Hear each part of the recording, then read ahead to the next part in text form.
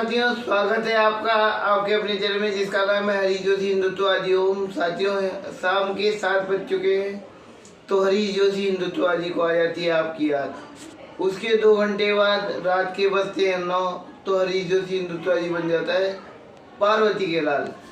आज पार्वती के लाल में जो मैंने धमाल मचाया है, शूट करके अपलोड कर दिया है। ठीक रात 9 बजे का शेड्यूल है, देख लीजिएगा। अभी कुछ दिनों पहले श्रीमती जी को ये पर्स दिला करके लाया था और इन पर्सों को चुराते हुए श्रीमती जी पकड़ लेगी। क्यों? क्योंकि मेरी जो नई गर्लफ्रेंड बनी है उसको मैं ये पर्स देने जा रहा हूँ। तो साथियों, कहने का मतलब ये कि टैंक बड़ा चटपटा मज़ेदार मसालेदार होने वाला है साथियों। हाँ जी साथियों, अब बात करते हैं हिंदुत्ववाद की। आप सबने हमने गंगा स्नान किया होगा। क्यों किया जाता है गंगा स्नान? क्या है गंगा स्नान का महत्व? आज का हिंदुत्ववादी अध्याय लंबा जरूर बनेगा, लेकिन हरीश जोशी हिंदुत्ववादी आपको समझाएगा गंगा स्नान का महत्व। तो चलिए मिलते हैं वीडियो में। साथियों, बात गंगा स्नान की करते हैं। आपने, हमने, हम सभी ने परिवार के साथ या कभी अकेले में या कभी मित्रों के साथ गंगा स्नान किया होगा। क्यों करते हैं गंगा स्नान? क्या है गंगा स्नान का लाभ? क्या वास्तव में कोई गंगा स्नान का लाभ है? यदि लाभ है तो क्या? और यदि वहाँ हम केवल पिकनिक में के उत्सव से जाते हैं, पिकनिक सोचकर जाते हैं तो क्यों?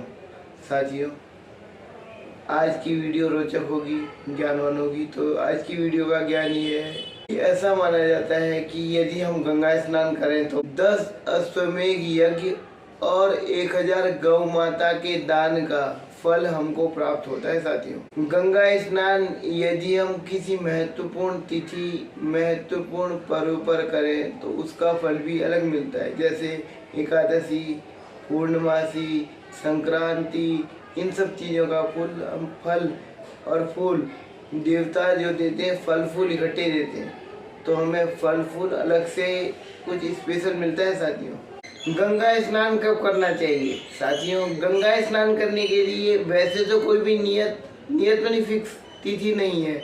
लेकिन अगर हम पूर्णमासी को और आपका पंचमी तिथि को, एकादशी तिथि को, जो तिथियां महान मानी जाती है, इन सब में गंगा स्नान करें तो इनका फल अलग मिलता है। नवरात्रों में करें, कोई भी नवरात्रे, चाहे वो गुप्त नवरात्रे हो, चाहे वो आश्विन मास के नवरात्रे हो, चाहे वो चैत्र मास के नवरात्रे हो, चारों में से किसी भी नवरात्र में यदि हम करें तो उसका फल विशेष फलदायी होता है। साथियों, सबसे बड़ा फल गंगा स्नान करने का कार्तिक अमावस्या या कार्तिक पूर्णिमासी के दिन मनाया जाता है, जिसमें कार्तिक पूर्णिमा बहुत महत्वपूर्ण रखती है। साथियों, अब साथियों, कई बार क्वेश्चन उठता है, प्रश्न उठता है हमारे मन में कि गंगा स्नान किया क्यों जाता है?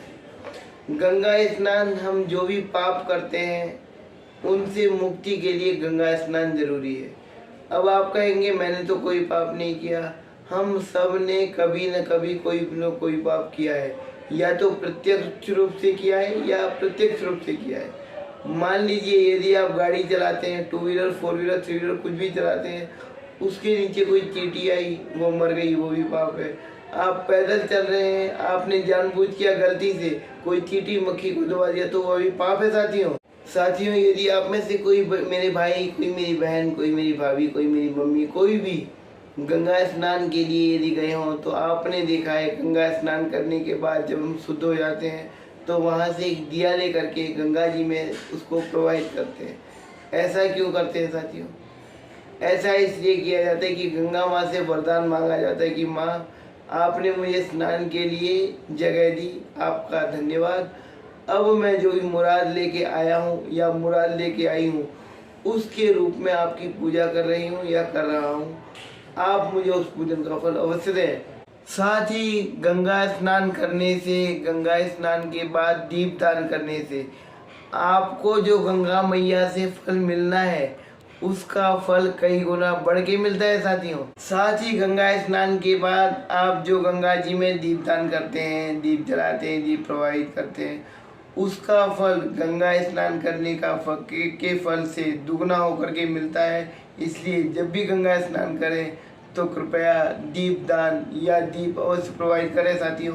गंगा स्नान करने से क्या फ़ायदा है? अब आप बोलेंगे कि गंगा स्नान करें, क्या फ़ायदा है गंगा स्नान करने से? सबसे पहले गंगा स्नान करने से हमारे सभी पाप धुल जाते हैं। मैंने कई बार बताया कि हम सभी पापी हैं, अभी भी कुछ देर पहले बताया। तो हम सभी पापी हैं, आप माने न माने, आप भी, मैं भी, मेरी वाइफ भी, हम सभी पापी हैं। उस पाप के कष्टों को कम कर देते, वो पाप के कष्ट हल्के हो जाते हैं साथियों। जब भी हम गंगा जी में स्नान करने जाते हैं, वहाँ से जब वापस आते हैं तो अपने घर में गंगा जल रखते हैं साथियों। गंगा जल बहुत पवित्र चीज़ है, यह कभी पुराना या खराब नहीं होता। इसलिए गंगा जल को जितना हो सके सहज के रखें। गंगा जल को ऐसी जगह रखें कि यदि हमारे घर में माँ बहनें हैं, जब वो अशुद्ध हों तो गंगा जल तक उनकी पहुँच न जाए। यदि गंगा जल तक उनकी पहुँच हो जाती है किसी भी कारण से, तो उस गंगा जल को घर के पौधों में डाल दें। अगर घर में पौधे नहीं हैं तो किसी पार्क में लगा दें, किसी पार्क के पौधों में डाल दें, लेकिन ऐसी जगह डालें पार्क के पौधों में जहाँ किसी का पैर न पड़े साथियों। गंगा नहाने से हमारे सभी तरह के पाप नष्ट हो जाते हैं, क्षीण हो जाते हैं, और हमारे जो पुण्य कर्म है वो कई गुना रूपों में बढ़ चढ़कर हमें मिलते हैं साथियों। गंगा स्नान का एक नियम है। क्या नियम है? जब भी गंगा स्नान करें तो गंगा जी, बहते हुए गंगा जी में स्नान करते हैं हम लोग, उस गंगा जी में कभी अपने वस्त्रों को न धोएं। गंगा जी में स्नान करने से पहले खुद को स्वच्छ करें। खुद को स्वच्छ कैसे करते हैं? जैसे हम घर में भी सबसे पहले पेट साफ करते हैं ना अपना, उसके बाद नहाने जाते हैं। तो कहने का मतलब पहले स्वच्छ करें खुद को, खुद की काया को स्वच्छ करें और खुद के आत्म सम्मान को स्वच्छ करें साथियों। नहाने के बाद गंगा जी में आचमन जरूर करें, गंगा जल से आचमन जरूर करें, और आचमन 3 बार होता है, आप सबको पता है साथियों। गंगा जी में नहाने का एक उसूल ये भी है कि हमारे शरीर का जो मैल है वो गंगा जी में कभी नहीं जाना चाहिए। इसलिए गंगा जी में कभी अपने आप को ऐसे करके मले ना, नहाते समय ऐसे ऐसे करके कई बार मल लेते हैं ना, तो मलना नहीं चाहिए। नाक बंद करके डुबकी मारिए, तैरिए उसमें खूब, लेकिन रगड़िए मत अपने आप को। यदि आप रगड़ते हैं तो आपका शरीर का मैल कुचैल अवश्य छूटेगा और वो गंगा जी में जाएगा, और आप गंगा जी में नहाकर पावन बनने के बदले गंगा जी में जाकर पाप के भागी बन जाएंगे साथियों। गंगा जी में स्नान का महत्व जो है वो सुबह 4 बजे से 5 बजे के बीच बताया गया है, लेकिन अगर आप लेट होते हैं तो मैक्सिमम 4 से 6 के बीच रख दें।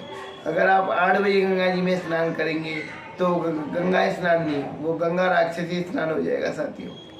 अब साथियों, गंगा जी में स्नान की बात बताइए। गंगा जी में स्नान कब नहीं करना चाहिए? सूतक काल में। यदि आप सूतक काल में हैं तो गंगा जी में स्नान आपने बिल्कुल नहीं करना है। क्यों? क्योंकि गंगा जी में स्नान करने से गंगा जी नाराज होती है। सूतक काल में स्नान करने से गंगा जी नाराज होती है। इसलिए आप गंगा जी को पाप के भागी न बनाएं और खुद भी पाप के भागी न बने साथियों। गंगा मैया के कई मंत्र हैं, वो मंत्र आपको नहीं बताऊंगा मैं, क्योंकि मंत्र बताने से अगर उसका पालन न करो तो फिर वो बेकार हो जाता है। गंगा जी में जब भी आप स्नान करें, जय गंगा मैया जरूर बोलें, गंगा मैया की जय जरूर बोलें, या गंगा मैया से संबंधित, गंगा जी से संबंधित जो भी मंत्र आपको याद है उसको रिपीट करते रहें। यदि आप घर में गंगा स्नान करना चाहते हैं तो उसका भी एक रास्ता है साथियों। वो कैसा है? वो ऐसा है कि आपको गंगा जी घर में रखे गंगा जल को अपनी नहाने की बाल्टी में 1 बूंद डाल दें, उससे स्नान करें, लेकिन उस दिन साबुन न लगाएं, क्योंकि गंगा जल के साथ साबुन नहीं लगता शरीर में। और यदि हो सके जब भी आप लोग व्रत रखते हैं, चाहे वो सोमवार हो, मंगल हो, बुध हो, बृहस्पति हो, नवरात्रि हो, शिवरात्रि हो, कृष्ण जन्माष्टमी हो सके तो 1 बूंद गंगा जल अवश्य मिलाकर अपने आप को शुद्ध करें और गंगा जल से ही अपनी आचमन करें साथियों। गंगा स्नान का ज्ञान यही था मेरे पास। आज की वीडियो लंबी अवश्य बनी है तो लाइक कीजिएगा, शेयर कीजिएगा, कमेंट कीजिएगा, वीडियो पूरी जरूर वॉच कीजिएगा, क्योंकि वीडियो में गंगा स्नान का इसे रखा है तो वीडियो पूरी वॉच करनी तो बनती है बस। और गंगा स्नान की वीडियो बहुत लंबी थी, मैंने आपको वीडियो का जो पार्ट है वो कट करके बताया गया है। अगर मैं पूरी वीडियो बनाता तो 1 सवा घंटे की वीडियो बनती, इसलिए मैं कह रहा हूँ गंगा स्नान की वीडियो लंबी है, पुनः कह रहा हूँ लंबी है, लेकिन वीडियो पूरी वॉच कीजिएगा। 2 घंटे बाद फिर आऊँगा मार खाने, पर्स चुराते हुए पकड़ा जाऊँगा। तब तक के लिए वाणी को विराम दूंगा। मुझे दीजिए परमिशन एक चाय पीने की। मिलते हैं मात्र 2 घंटे बाद पार्वती के लाल में। जय श्री राम, भारत माता की।